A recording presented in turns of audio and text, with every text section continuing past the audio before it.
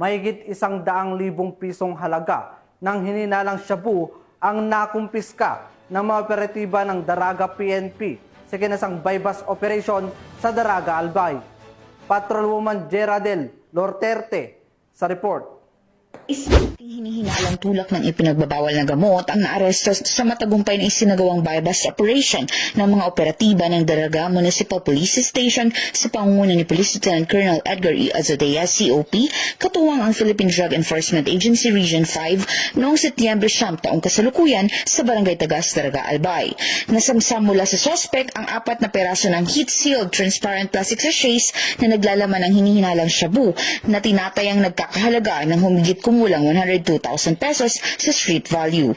Sa kasalukuyan, nasa kustudiya na ng Daraga PNP ang suspect at mahaharap sa kasong paglabag sa Sections 5 at 11 ng Article 2 ng Republic Act 9165 o ang Comprehensive Dangerous Drugs Act of 2002.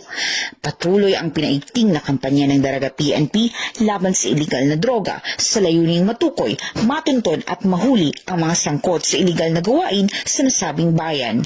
Layo ng pulisya na tuluyang masugpo ang kriminalidad at makamit ang isang mapayapa at ligtas na pamayanan na malaya sa iligal na droga.